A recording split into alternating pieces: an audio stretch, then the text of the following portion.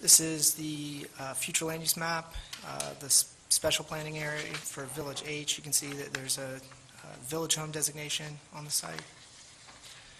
The site's currently zoned PD, and this is an aerial of the subject property. Go to the district commissioner. Commissioner Wilson, would you like to offer a motion? No, actually, I had some questions for our county administration, and I just wanted to kind of try to get some understanding. When this comes to us, this is phase 5.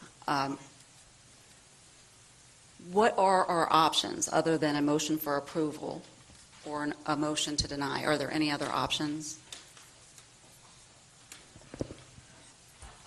Commissioner, the motion would be to approve it with the conditions, to approve it with maybe an additional condition or two, or to deny it. If we're going to deny it, we need to state the reasons why we're denying it and making a motion to deny. The other thing is that with respect to this particular application, which is for a PSP approval, the standard is whether it complies with our subdivision regulations, and that's really the question that's before the board, is whether it complies with our regulations or not, subdivision regulations. And obviously we're past the zoning stage and some of the other preliminary approvals that have already been given by the board.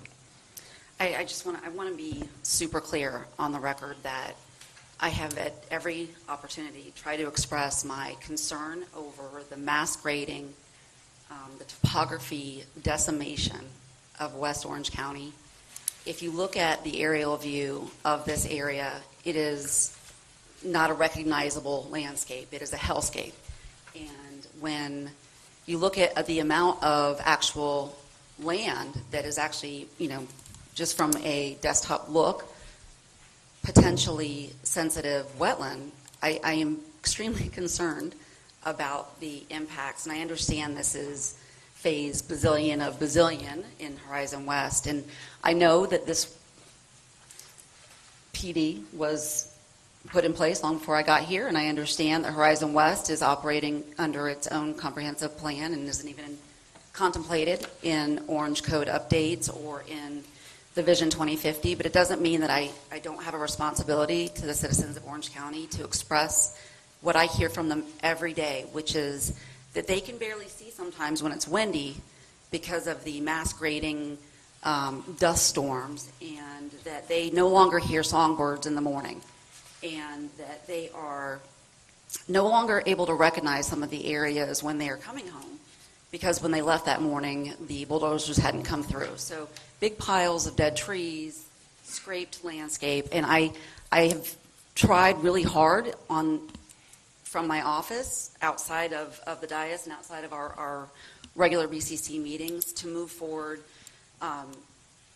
opportunities to address mass grading and what it's doing to our natural landscape. And I've tried really hard to understand how our comprehensive plan calls for infill and talks about incentivizing infill and protecting natural landscapes, but then we don't really get to ever make a decision that substantiates those sentences in our comprehensive plan. So at this point, and with that in mind, and with the really the mandate that I've had from my constituents, I make a motion to not approve this.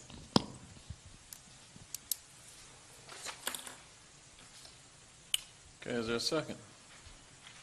Okay, motion fails.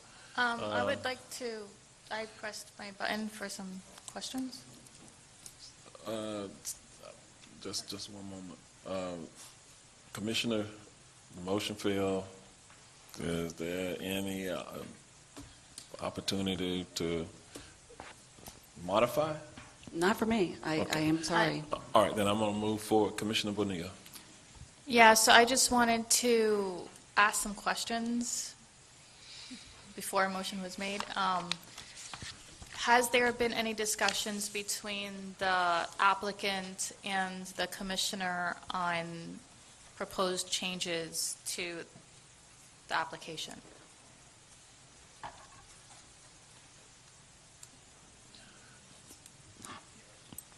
I don't know who knows the answer to that question. Okay, so No, but I mean, I don't know what conversations can put, you've got 60 homes, 50 acres, and a huge hunk of wetland. So you don't have to be an engineer to see that there's going to be continued impacts. And if you look at the aerial of that area, it is absolutely decimated by mass grading. And there are big piles of canopy that are burning on each corner of some of those surrounding lots. And So I guess another question, so are the wetlands already destroyed on this property? Has it already been graded, all the wetlands? Yeah, you can answer. Well, actually, I'll turn it, Mayor, can he answer? Yeah, he can answer unless staff I just want to be knows the respectful of answer. the chair. Okay. Good afternoon again, Eric Warren. There was one isolated wetland on the northeast of the property that was previously impacted by the adjacent development. That permit was secured a year ago for that small half-acre isolated wetland on the far northeast.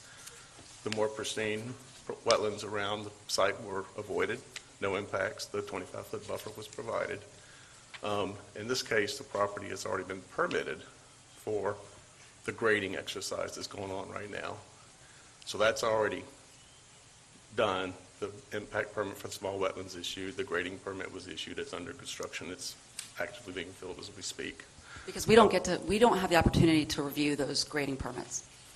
It's a done deal by the time we ever get. It's a false vote, is what I feel like, and I am having a really hard time representing the concerns and the really, really legitimate worries of people who live all over Florida, knowing that we don't even really get a true vote because that mass grading it's already done. So now we're like, okay, we should just go ahead and approve because the damage is done, Okay, which is a false vote.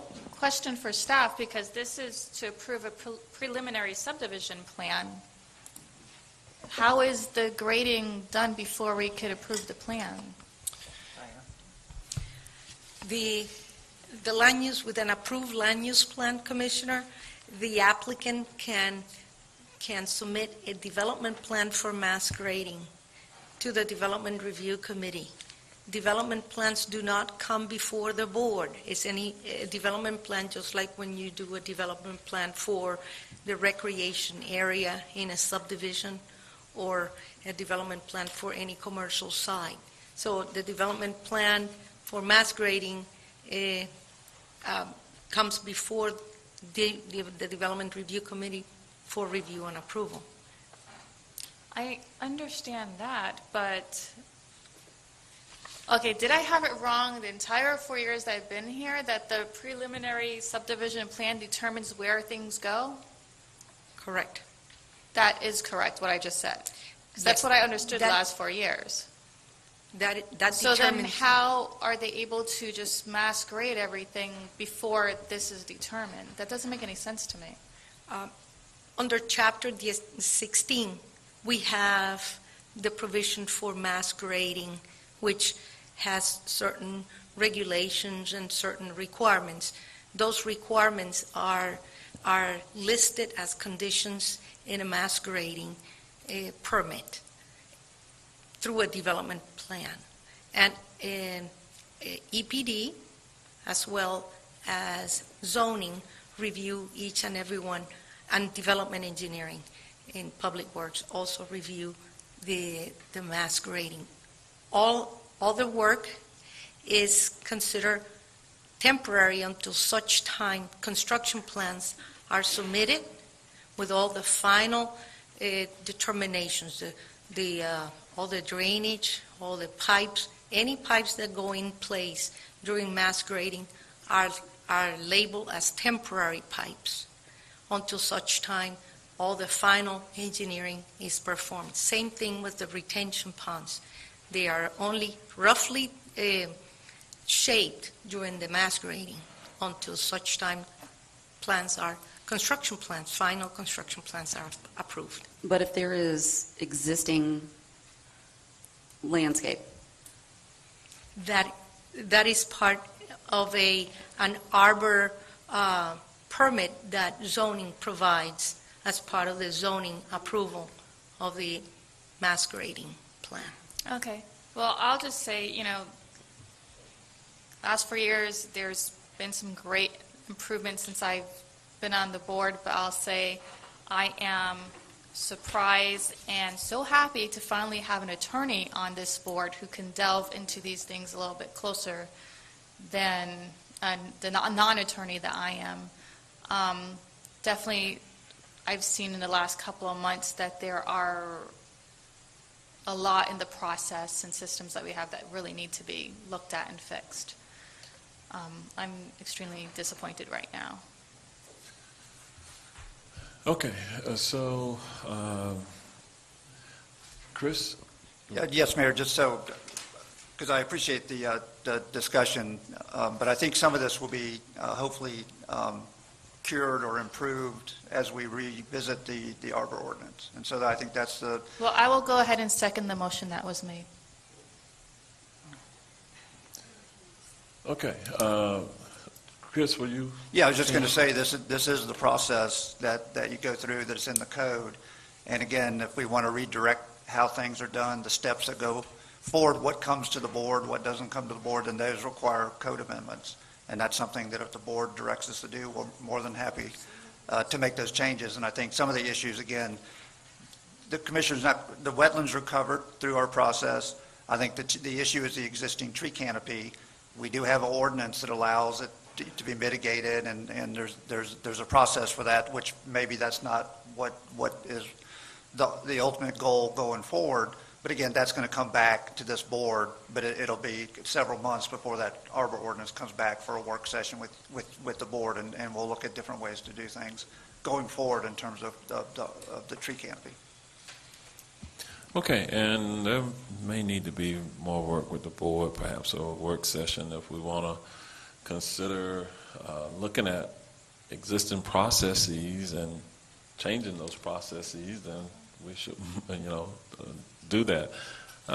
Today, we are operating under the current rules and ordinances, and so Commissioner Wilson made a motion. There was no second. At that time, what Commissioner Bonilla is attempting to do here, Commissioner, if you are willing to make your motion again, she's willing to make a second, and if that motion continues after the conversation, if you if the motion remains to deny, then certainly you can make the motion. I think also my other concern is that anytime one of these things happens in Horizon West has a completely different set of rules. So to even hear that we are addressing some of these things in our code revision doesn't satisfy the concern that arises in a specific area that has really the most impacts right now based on this growth. So that is, besides the every 2 weeks another 100 homes question, the other issue is at the end of that, how do we assure residents from corner to corner of this county that they will have the similar rules to live by? Sure, good question, Commissioner and Mayor, if I could just interject. So the arbor ordinance is countywide. The mass grading, the arbor ordinances, those are not specific to Horizon West, so those will be countywide. Whether we have different standards for different areas of the county, that could be part of the discussion, depending on the soils and other factors related to the arbor ordinance. But the mass grading process, the PSP process, these are uniform processes for the county, not just for Horizon West that we're dealing with. But the only thing that's unique to Horizon West is the zoning components, the lot layouts, and those things are unique to Horizon West, but not these other. But you can't isolate those things because the lot layouts dictate whether or not it's going to need mass grading. Again, the mass grading, I think mass grading is something that you're right, depending on the layout of the land.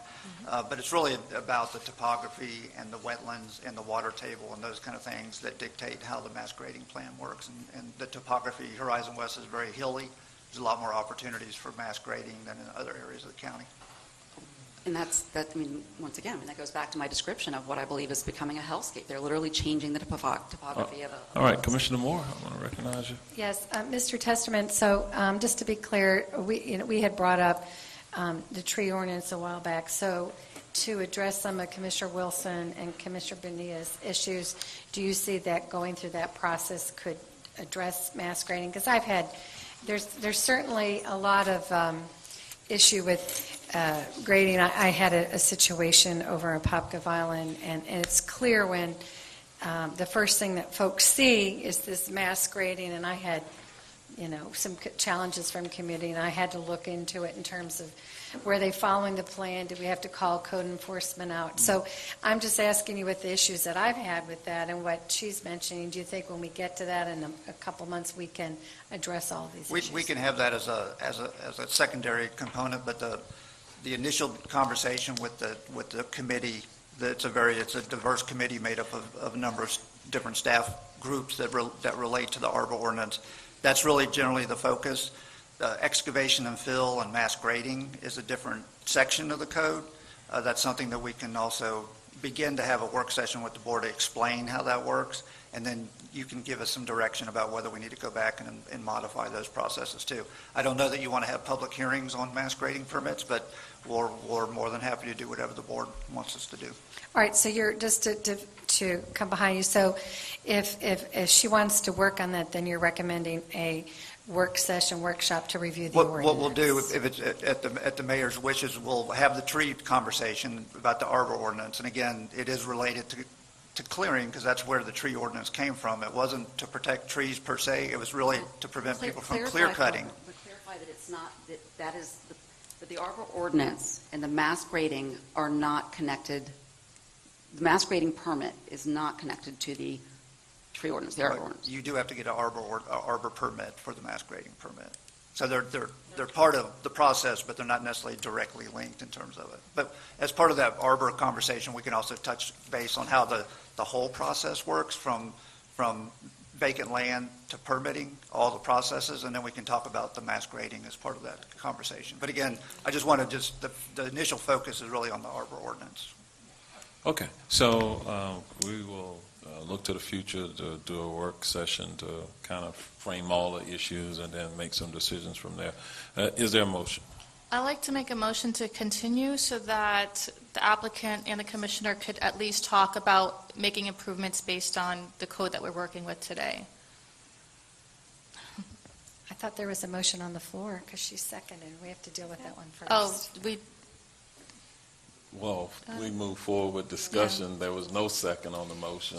And so then we came back and I asked the commissioner if she'd like to restate her motion, and she has not done that. Okay, so the motion on the floor is at this point to continue, and there was no second on that motion. Second. Okay, there's a motion by Commissioner Bonilla, second by Commissioner Gomez-Cordero. All in favor of, if we have to continue to Mayor, leave a date certain? Yes, we do need to continue it to a date and Yes. time certain, and that needs to be part of the motion or stated. Yes. give about a month, so maybe in 2 more meetings. Do you have a date for that? I believe September 28th is in that proximity. Is that correct, Chris? September 28th would be an option. All right, so continue to September 28th. We have a motion and a second to continue to September the 28th. All in favor say aye. Aye. Aye. Opposed, no. No. Okay, it's hard for me to count those. It was 3-3. You're the deciding vote. Okay. I'm going to vote no. I'd like to make a motion to approve the recommended action. Second, Siplin. We have a motion and a second for the recommended action. All in favor say aye. Aye. Opposed, no. No. Did I hear 2 noes? Okay, 2 noes, the motion passes. Excuse me, 5 to Mayor. 2. Mayor? Excuse me. Just to confirm, that last motion was made by Commissioner Moore, seconded by Commissioner Siblin? Is that That's correct. Okay. And the motion passed 5-2? That's correct. Okay.